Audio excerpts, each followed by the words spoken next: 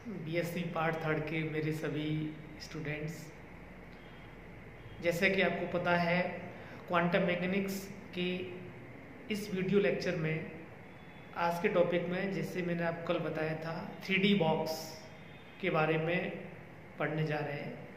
कल 3D box में कोई गतिशील कण है और उसका तरंग फलन साई के क्या क्या संभावित मान हो सकते हैं और ऊर्जा के क्या क्या संभावित मान हो सकते हैं, ये स्टडी किया था।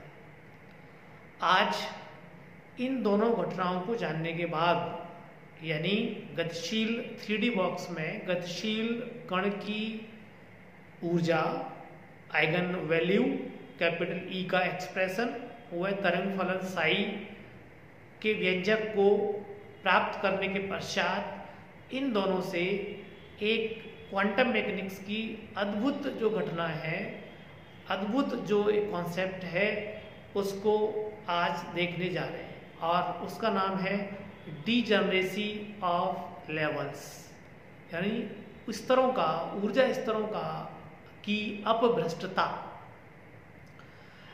जैसे कि आपको पता है कि जैसे हाइड्रोजन का ऊर्जा स्तर है, आप सभी लोगों को पता है, n=1, n=2, n=3, n=4, n=5, so on, इस तरीके से होते हैं।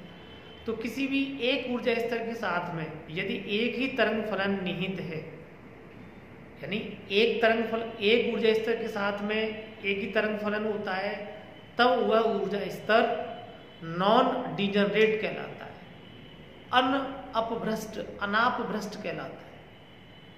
यदि किसी ऊर्जा स्तर के साथ में एक से अधिक तरंग फलन पाए जाते हैं, एसोसिएट रहते हैं, तो ऐसे ऊर्जा स्तर डीजनरेट ऊर्जा स्तर कहलाते हैं तथा इस घटना को डीजनरेसी ऑफ लेवल्स या शॉर्ट में डीजनरेसी के नाम से ही बोलते हैं। जैसे अब मैं बहुत व्यवहारिक रूप से अगर आपको समझाऊं, एक ऊर्जा स्तर के साथ में बहुत सारे तरंग फलन निहित हैं, एसोसिएट हैं, तो इसको डीजनरेसी कहते हैं। जैसे आम व्यवहार में कोई व्यक्ति है और उसका कोई एक एनर्जी लेवल है, और एक व्यक्ति जिसका कि एक ही एनर्जी लेवल है, वो कई सारे रूपों में, कई सारे अवस्थाओं में, उसकी कई सारी अवस्थाएं हो सकती हैं। जैसे घर में कोई अपना बड़ा व्यक्ति होता है, वो एज ए पिताजी की अवस्था में भी होता है, एज ए भाई की अवस्था में भी होता है, एज ए चाचा की अवस्था में भी होता है, एज ए ताऊ की अवस्था में भी होता है, एज ए पति की अवस्था में भी होता है। तो एनर्जी लेवल एक ही है, व्यक्ति एक ही, जिसकी एक समान ऊर्जा है, लेकिन उसकी अवस्थाएं, उसका जो तरीका है, उसका जो ट्रीटमेंट है, प्रत्येक के साथ जो मैंने नाम लिए, प्रत्येक पदों में, प्रत्येक उसके जो सामाजिक पद हैं, उत्तरदायित्व हैं, उनमें उसकी भूमिका का जो व्यवहार होता है वो अलग अलग होता है। यानी एक ही ऊर्जा स्तर का व्यक्ति कई सारे अवस्थाओं में जैसे पाया जाता है, वैसे ऊर्जा स्तर भी, एक ऊर्जा स्तर भी कई सारे तरंग फलनों अथवा अवस्था फलनों को शो करता है, प्रदर्शित करता है। तो इस घटना को अपन क्या बोलते हैं? डीजनरेसी। अब इस घटना को 3D बॉक्स के संदर्भ में अभी अपन पढ़ने जा रहे हैं। प्लीज मेरे साथ रहिए आप। Yes, degeneracy of energy levels. कल 3D बॉक्स में जो पढ़ा था उसमें क्या लिखा था, क्या एक्सप्रेशन आया था? E=E1 n1 square plus n2 square plus n3 square, n1 n2 n3 तीन क्या हैं? ये क्वांटम नंबर्स हैं। तो ये ई का मान आया था। अब आप देखें डीजनरेसी कैसे उत्पन्न होती है, किसे कहते हैं। एग्जाम्पल की दरिए आप, जैसे n1 n2 n3 तीन समुच्चय लेते हैं। जैसे n1 का मान भी एक है, n2 का मान भी एक है, n3 का मान भी एक है। अगर यहाँ रखेंगे आप 1 1 1 आएगा, तो E बराबर क्या आएगा? 1 1 3 E1 हो गया, 3 E1। यानी ऐसा 3D बॉक्स में गतिशील कण का ऐसा कोई ऊर्जा स्तर जिसकी ऊर्जा 3e1 है और उसका केवल एक ही समुच्चय है 1 1 और 1, यानी इसकी डिजनरेसी कितनी हो गई, 1 हो गई।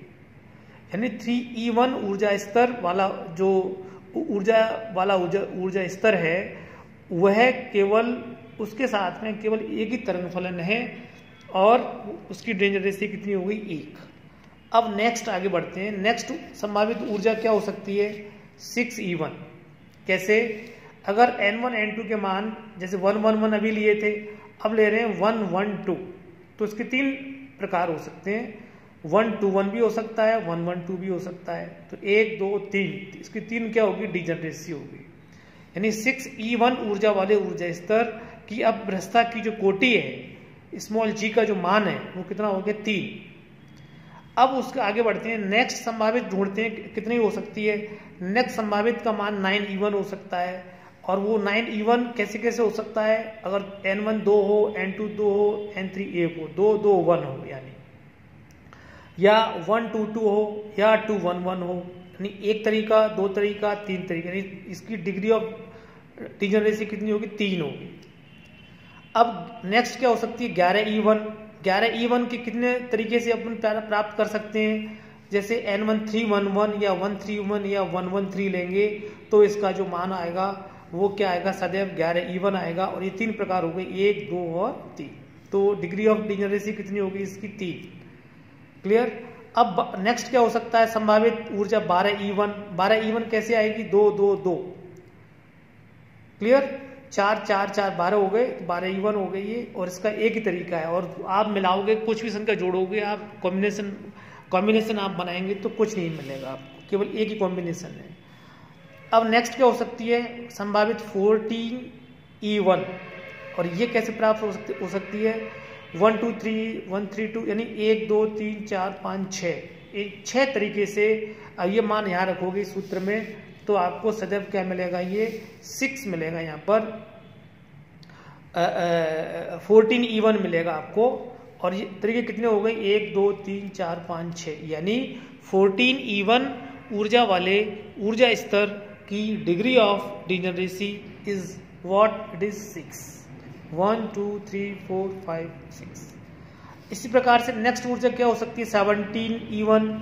इसके तरीके क्या हो सकते हैं, 3 2 2 2 3 2 2 2 3। नेक्स्ट क्या हो सकती है, 18e1। नेक्स्ट क्या हो सकती है, 19e1 कैसे प्राप्त हो सकती है आपको, 3 3 1 3 1 3 1 3 3। तो इस तरीके से जो आप देख पा रहे हैं यहाँ पर, ये कि अगर कोई कण गतिशील है तो उसकी जो न्यूनतम ऊर्जा वो क्या हो सकती है, 3e1। और उससे आगे की ऊर्जा क्या क्या हो सकती है, इस तरीके की हो सकती है। अब प्रत्येक ऊर्जा स्तर की डिग्री ऑफ डिजनरेसी कितनी कितनी हो सकती है, ये हो सकती है। तो इसको क्या बोलते हैं अपन, डिग्री ऑफ, यानी ये ऊर्जा लेवल हो गए, ये उनकी क्या होगी, अब भ्रष्टता की कोटि का मान। यानी जो आप देख रहे हैं केवल पहला ऊर्जा स्तर है ये वाली, माने 3e1 ऊर्जा वाला, ये नॉन डिजनरेट है।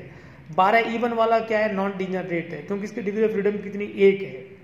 बाकी सब क्या है, 1 से ज़्यादा है, इसकी 3 3 3, इसकी 6 3 3 3, इस तरीके से। तो ये काफ़ी इंपॉर्टेंट है, आपके जो भी MSc के एंट्रेंस एग्ज़ाम फ्यूचर में होते रहते हैं, JM के होते रहते हैं, उन सभी में ये चीज़ पूछी जाती है। इसी चीज़ को अपन इसमें ये बना रहे हैं, जैसे 3e1, जैसे 3e1 इसकी डिजनरेसी कितनी, 1 आ गई। 3e1 के बाद कितना गैप है, 6e1 की डिजनरेसी कितनी है, 3। तो 6, यानी ये अंतराल आ गया, इट इज अ डिफरेंस आपने बना लिया, और 3 लिख दी यहाँ पर भ्रष्टता की कोटि। फिर कितना है, अगला कितना है इसका, 9e1। तो 9e1 कहाँ होगा, इनमें 3 का अंतराल है, इसमें भी 3 का अंतराल होगा, बराबर दूरी पर। ये दूरी यहाँ से यहाँ तक दूरी, ये दूरी क्या होगी, बराबर बराबर दोनों होंगी। ठीक है, अब कितनी है, 11e1 12e1 पास पास आ जाएंगे। 14e1 थोड़ा सा डिफरेंस है। 17e1 में 3 का डिफरेंस है। फिर 18e1 19e1, और फिर ये कितना हो गया लास्ट वाला 20e1। तो इस तरीके से आपने 17 18 19 ये सब बनाए हुए। क्लियर। तो ये क्या हो गई, इनकी डिग्री ऑफ फ्रीडम इस तरफ ये लिख दी सबकी, जो एक चार्ट बन गई। ये काफ़ी इंपॉर्टेंट है क्वांटम मैकेनिक्स में, आप इसको कृपया ध्यान रखें। अब मैं ले रहा हूँ आपके ले रहा हूँ न्यूमेरिकल्स भी मैंने देखे थे, 2 न्यूमेरिकल आप कोई भी एंट्रेंस एग्जामिनेशन होगा बीएससी का तो है ही है, अन्य कोई एग्ज़ाम होगा वो सभी में ये पूछा जाता है। जैसे एक अंगस्टम चौड़ाई का एक 1D बॉक्स है, तो उसकी जो कण उसमें एक गतिशील है और यानी प्रोटॉन कण है वो गतिशील है, तो उसकी न्यूनतम ऊर्जा की गणना करनी है।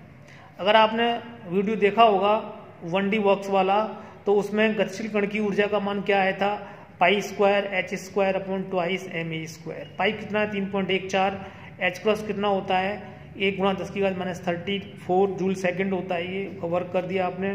Twice M mass of the proton 1.67 - 27 kg, और ए माने चौड़ाई। एक अंगस्टम माने क्या होता है 1 × 10⁻10 मीटर। सब MKS में रख दिया आपने सब ये, और ये जूल में आ गई। इतना ही छोड़ सकते हैं आप।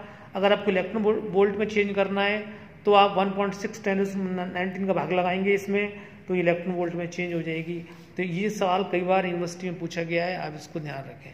अब काफ़ी एक और इम्पोर्टेंट सवाल मैं लेता हूँ। जैसे ए चौड़ाई का एक 1D बॉक्स है और जिसकी प्रथम उत्तेजित ऊर्जा स्तर में अगर कण गतिशील है, उसकी इच्छा है n बराबर 1 में भी हो सकता है, 2 में भी हो सकता है, 3 में भी हो सकता है। देखें प्रोबेबिलिटी 3 में 4 में कितनी प्रोबेबिलिटी है, तो प्रथम उत्तेजित ऊर्जा स्तर में कण है, क्लियर, और उसकी 0.45 से लेकर 0.55 यानी जो आप देख रहे हो उसकी जो मध्य की जो दूरी है, लगभग मध्य वाले स्थान पर लंबाई की जो मध्य भाग है बॉक्स का, वो लगभग रेंज में पाए जाने की प्रायिकता ज्ञात कीजिए। क्लियर। अब 1D बॉक्स का सबसे पहले क्या दिमाग में लाओगे कि प्रायिकता क्या होती है, साई स्टार यानी साई स्क्वायर। साई क्या होता है सबसे पहले देखोगे 1D बॉक्स का 2/a sin 2πx/a पहले इसको। अब यहाँ देखिए, यहाँ n, ये जो चीज इंपॉर्टेंट है, ये वहां पर क्या n होता है, n का मान 1 रखोगे तो प्रथम ऊर्जा स्तर आएगा। क्लियर। n बराबर 2 क्या होगा, n बराबर 2 ऊर्जा स्तर, अथवा इसका प्रथम उत्तेजित ऊर्जा स्तर का दूसरा नाम क्या होता है, n बराबर 2। ये चीज आपको पॉइंट आउट कर रहा हूं मैं। प्रथम उत्तेजित ऊर्जा स्तर माने n बराबर 2, इस बात को सभी ध्यान रखते हैं। n का मान कितना हो गया, यहाँ पर 2 आ गया, ठीक है। ये अब इसकी प्रायिकता की क्या परिभाषा है, साई स्क्वायर और इंटीग्रेट कर दोगे आप x1 से x2 पाई जाने की प्रायिकता। x1 कितना है 0.45a, साई का मान √2a sin 2πx का वर्क कर दिया आपने, और ये 2/a बाहर आ गया, स्क्वायर हो जाएगा। साइन स्क्वायर 2πx आपको सभी को पता है, साइन स्क्वायर का अगर आप इंटीग्रेट करेंगे तो 1 - cos में लिखा जाएगा, 1 - cos 2a, 2 की जगह 4 हो गया अंदर, और ये 1/2 कहाँ आ जाएगा बाहर, 2 से 2 कट गया, ये बाहर 1/a पड़ा रह जाएगा। और 1 का क्या होगा x, cos का क्या होगा साइन, और a/4π कहाँ आ जाएगा बाहर, ये भी आपको पता है। 0.45 ये इंटीग्रेट की लिमिट हो गई।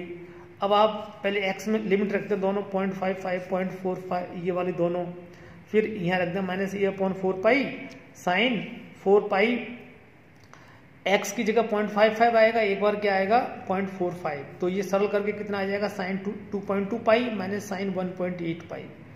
और इसको सॉल्व करोगे तो a कॉमन ले लिया आपने, a से बाहर कट गया ये। अब यहाँ से क्या बचा है, ये 0.1, यहाँ से a तो कॉमन आ गया, यहाँ 1/4π। इसको सॉल्व करोगे तो सॉल्व करने के बाद घटती विधि से साइन 5/5 आता है, साइन 36 डिग्री।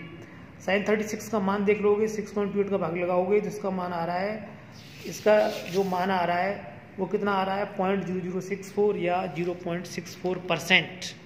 यानी n बराबर 2 में कण के पाए जाने की जो प्रायिकता है लगभग मध्य भाग में, वो कितनी है 0.64 है। इसी प्रायिकता को जब प्रथम ऊर्जा स्तर में देखते हैं तो बहुत ज़्यादा प्राप्त होती है, और ये किसमें निकाली, n बराबर 2 में बहुत कम प्रायिकता, यानी कण कहाँ पाया जाएगा, n बराबर 1 में ही प्रायिकता का मान सबसे ज़्यादा रहता है, लगभग 19% के आसपास है। तो इस तरीके से 2 न्यूमेरिकल इस पर कर लिया आपने, और नेक्स्ट टर्न पर आगे पढ़ाएंगे, इसको आप ध्यान रखें। Thanks lot.